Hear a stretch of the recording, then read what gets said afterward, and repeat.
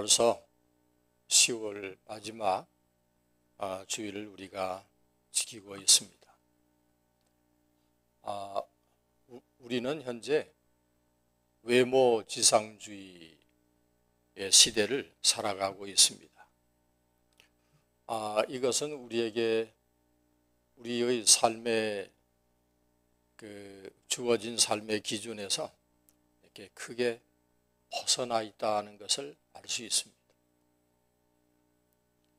우리 인간에게는 삶의 기준이 주어져 있습니다. 그런데 외모 지상주의다 하는 것은 이런 기준에서 크게 벗어나 있다는 것이죠. 성도 여러분은 여러분의 삶의 기준이 무엇입니까? 느닷없이 이렇게 아침부터 이런 질문을 던지면 대답하기가 막막하시죠. 여러분의 삶의 기준은 무엇입니까? 그래도 한번 이렇게 생각은 해보고 지나가는 게 의미가 있다고 여겨집니다. 오늘날 우리 인간들이 이렇게 방황하는 이유는 이렇게 얘기를 하면 또 어떤 분들은 목사님 난 방황하고 있지 않는데요. 그러실 분도 아마 계실 거예요. 그런데 제가 전제한 바에 의하면 오늘날 인간들이 다 방황하고 있는 겁니다. 이렇게 방황하는 이유는 목표를 잃은 때문이 아니라 기준을 잃었기 때문입니다. 인간이 바꿀 수 없는 것은 없습니다. 과거라고 하는 것은 해석에 따라서 바뀌고, 그리고 미래는 우리가 지금 결정하는 데에 따라서 미래도 바뀝니다. 나아가서 현재는 지금 내가 행동하기에 따라서 바뀌는 것이죠. 그러니까 사람이 못 바꿀 일은 없습니다. 그래서 목표를 잃는 것보다도 기준을 잃는 것이 더 큰 위기라고 그렇게 말씀드릴 수 있습니다. 여러분 마켓 같은 데 가서 이렇게 계산하려고 보면 샘스에 가도 그렇고 월마트에 가도 그렇고 또 크로그에 가도 그렇고 퍼블릭에 가서도 그렇고 미용실에 가도 닥터 오피스에 가도 미용실이나 닥터 오피스는 조금 다른 얘기입니다만 하여간 이런 이 마켓에서 계산하려고 이렇게 앞을 보면 그 모양새가 다 똑같습니다. 어디나 다 줄을 서서 기다리는 동안에 사람들은 무언가를 보게 되는 겁니다. 거기에 줄 서서 기다리는데 진열된 잡지들입니다. 어디나 다 있습니다. 거기에 좌우에 진열된 잡지들의 표지 모델들이 계산하려고 하는 나를 우리들을 뚫어지게 바라보고 있는 것을 발견하게 되는 겁니다. 그런데 그 잡지들에게는 하나의 공통점이 있는 걸 발견할 수 있는데 모두가 다 섹스나 돈에 관한 것들이 아니면은 다이어트, 운동, 건강 이런 등등으로 모두가 다 이렇게 인간의 외적인 아름다움에 관한 것들로 메워져 있습니다. 제가 그 잡지칸을 잠시 훑어보는데 제 눈에 가장 먼저 들어오는 책은 단연 가장 많이 알몸을 드러내고 있는 배우를 표지 모델로 삼은 잡지였습니다.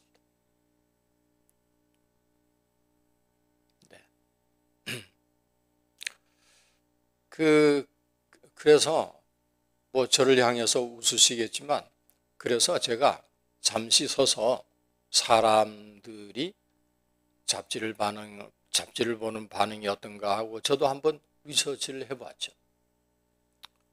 제 눈이 휘둥그레진 저 잡지에 대해서 사람들은 외면을 하는가 어쩌는가 한번 잠시 지켜보았는데, 여러분, 사람들이 어느 잡지를 많이 보겠습니까? 역시 가장 섹시하고 가장 많이 벗고 서 있는 여자 모델이 있는 잡지였습니다. 그리고 그 한 잡지에서는 건강에 관심을 기울이면 미모도 오랫동안 유지할 수 있다라고 하는 그런 내용을 강조하고 있었습니다. 아름다움을 오랫동안 하려면 건강한 식습관 등 이런 평소의 건강관리에 더 노력해야 한다라고 하면서 이 여성들이 건강과 외모를 동시에 갖는 건강미인으로 거듭나려고 아주 혼신을 다하고 있는 그런 모습을 거기에 진열되어 있는 잡지들이 알려주고 있었습니다. 그런데 거기에요, 영혼에 관한 것은 전혀 없었습니다. 눈을 닦고 봐도 없었습니다. 영혼에 관한 것은 샘스에도 그렇고, 또 샘스 말고 저 큰 하나 있는 게 뭐죠? 코스코에 가도 그렇고, 하여간 월마트도 그렇고, 뭐 어디에도 그 진열대에 영혼에 관한 것은 있질 않더라고요. 옛날에는 제가 미국에 왔을 때, 그때 옛날이 아닌가요? 수십 년 전에는 우리 미국의 어느 호텔을 가든지 거기 룸 테이블에 성경책 한 권쯤은 어느 호텔이나 놓여 있었습니다. 방문을 딱 따고 들어가면 이게 거실 그 테이블에 성경책이 한가운데 딱 놓여 있습니다. 성경책을 읽으라는 것이죠. 그러다가 이 호텔 룸 테이블에 있던 이 성경이 어디로 간지 아십니까? 그 룸 진열장 서랍장 안으로 들어갔습니다. 서랍장으로. 큰 거울이 있고 밑에 명경대 서랍장 쭉 있는데 그 서랍에 성경책이 들어가서 모셔놓고 있게 된 것입니다. 그런데 얼마 지나 보니까 그 서랍장에도 성경은 없었습니다. 어디다 두었나, 화장실에 두었나, 아무리 찾아봐도 호텔 어디에도 성경책은 없었습니다.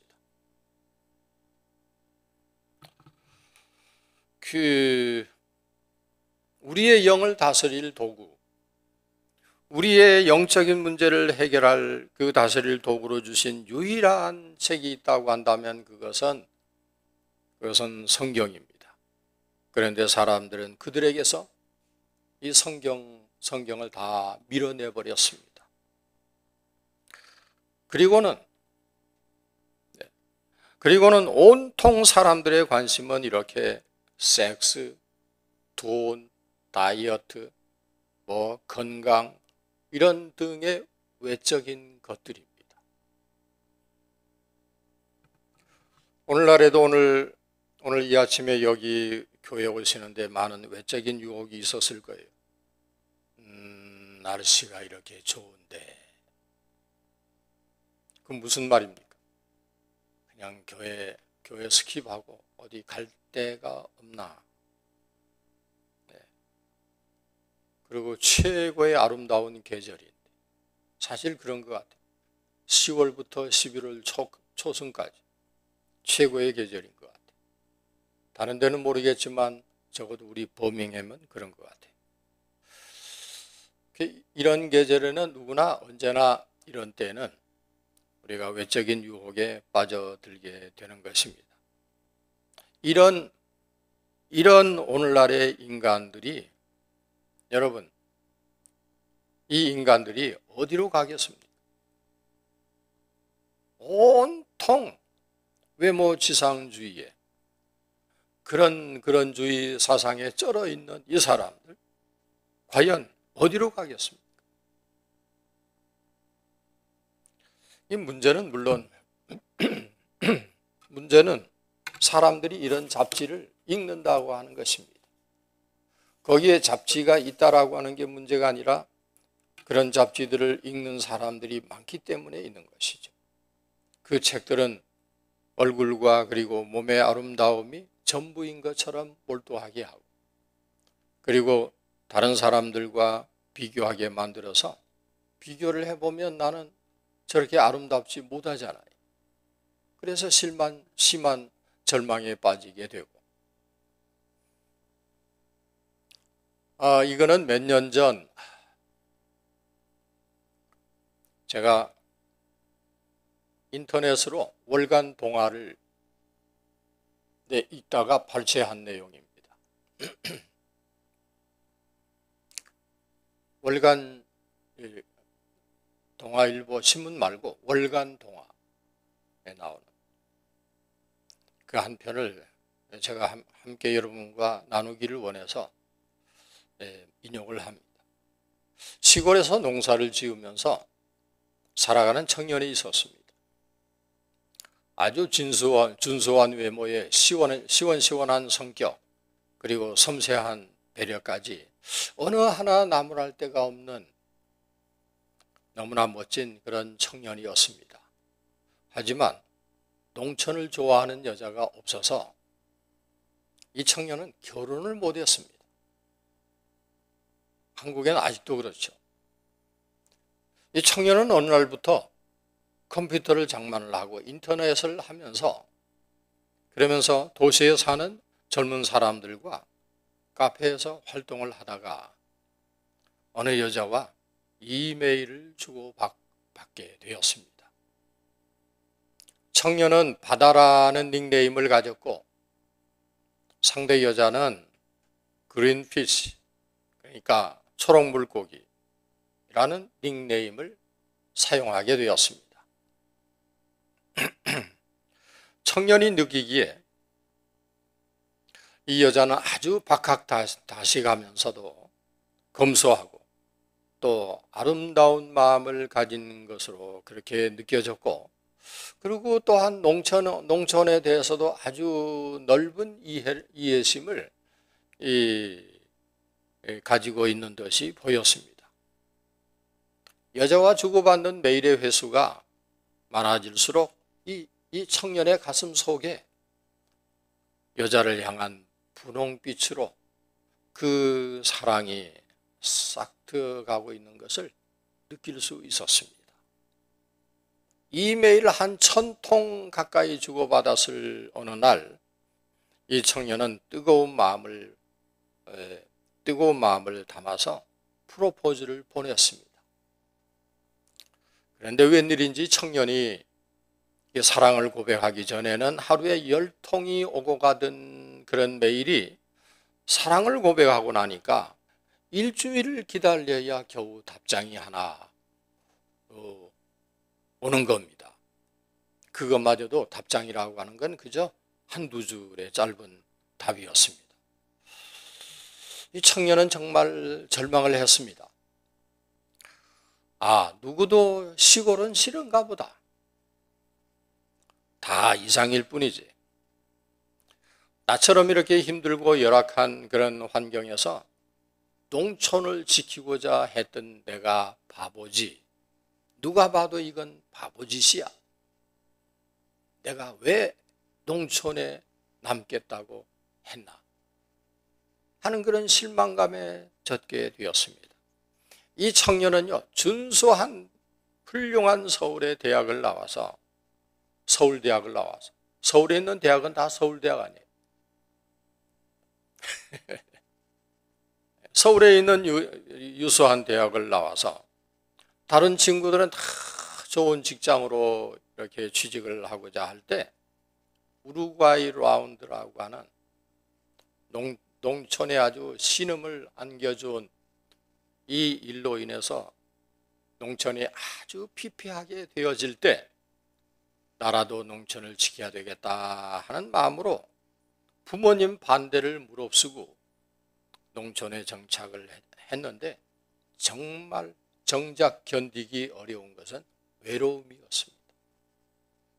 농촌에 청년이 없거든. 다 노인들만 남아있는데 하나 딸랑 남은 자기 자신 청년은 하나뿐이야. 너무 외로운 거예요. 어울릴 때도 없고 어울릴 사람도 너무 외로웠습니다. 그래서 청년은 다시 절실하게 여자에게 이메일을 보냈습니다. 한 달 후쯤에 그토록 애타게 기다리던 초록 물고기에게서 이메일이 왔습니다.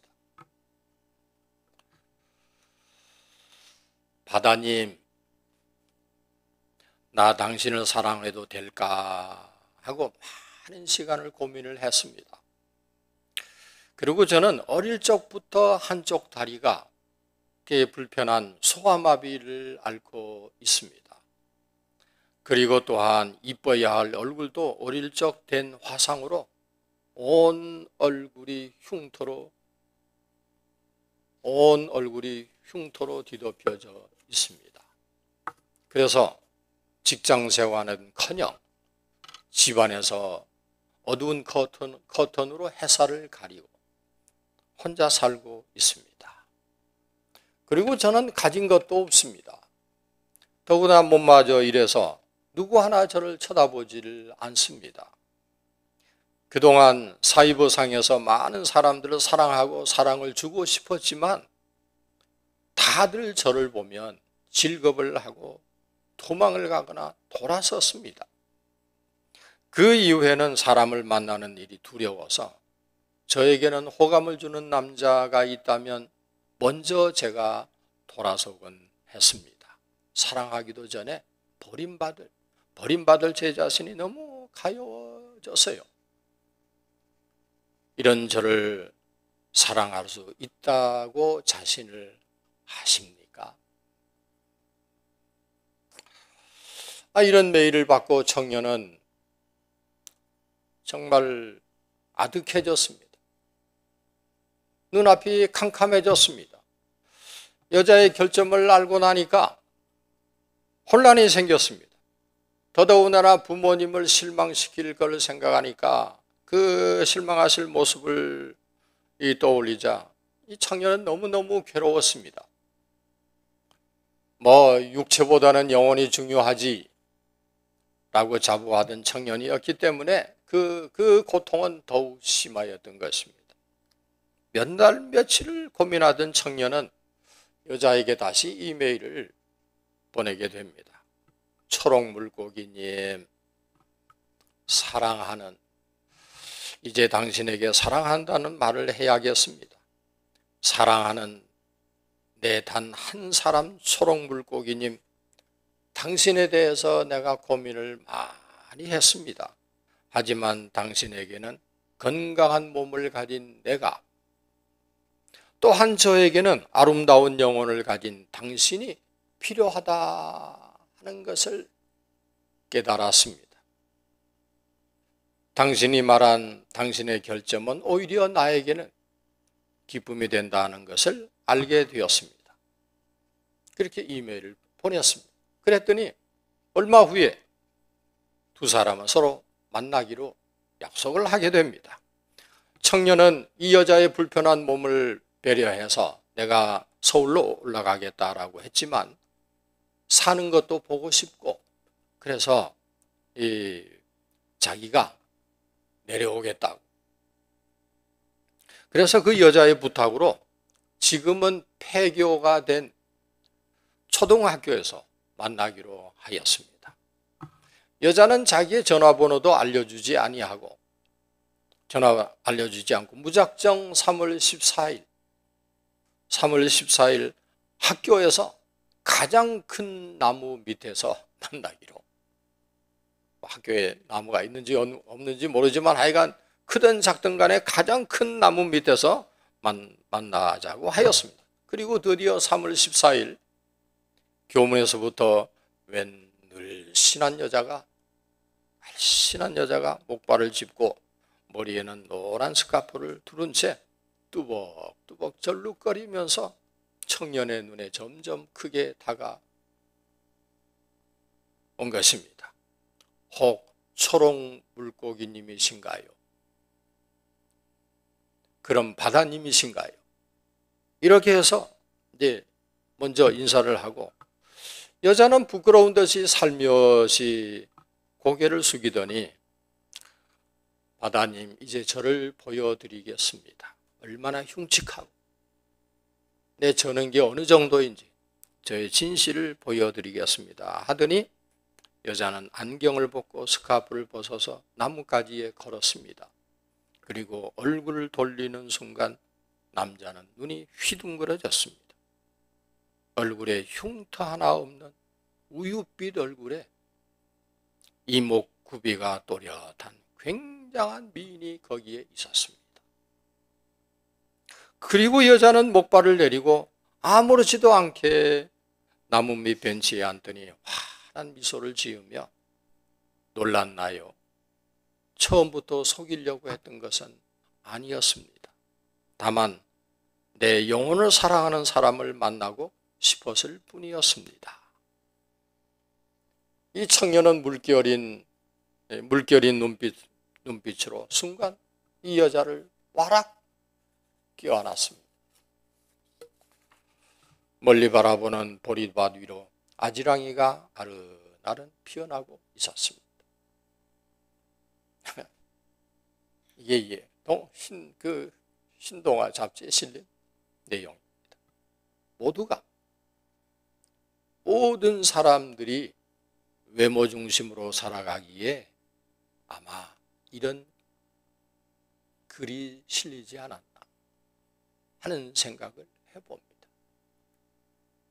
그리고 우리의 삶의 기준이 얼마나 잘못되어져 있는가 하는 것을 지적해 주었다고 여겨집니다.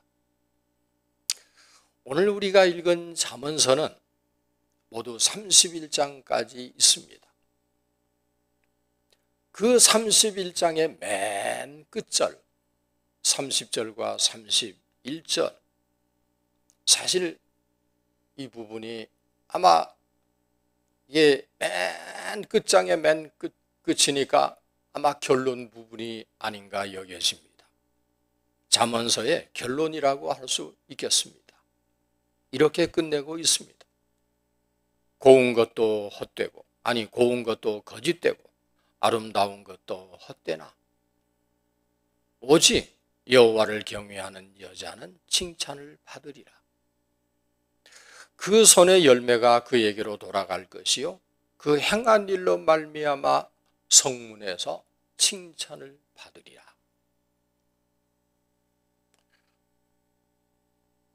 곱고 아름다운 것,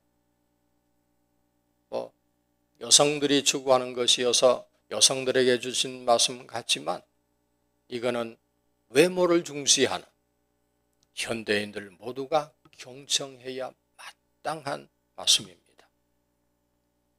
육체의 고운 것, 아름다운 이 아름다움은 너무 빨리 사라집니다. 너무 빨리 사라집니다. 그래서 그런 아름다움을 유지하려고 하는 모든 노력은 제가 여러분께 단언합니다. 이건 실패할 수밖에 없습니다. 다 실망하게 되고 내 몸이 왜 이렇게 망가졌나? 내 얼굴이 왜 이렇게 생겼나? 다 실망, 절망감에 사로잡히게 될 것입니다. 그러나 내적인 아름다움, 즉 영원히 유지되는 참된 아름다움이 있는데 그것은 30절에 나와 있는 대로 여호와를 경외하는 자. 이건 정말 진짜입니다. 진짜라니까요. 진짜라고 해도 반응이 없으시네. 이건 참 주시는 것이다. 여호와를 경외하는 자. 여호와를 경외하는 자에게 주시는 것이다. 영원히 유지되는 참된 아름다움이 있는데 그것은 여호와를 경외하는 자에게 주시는 것이다. 이 여호와를 경외하는 자에게 주시는 복이 무엇이든가요? 성문에서 칭찬을 받으리라.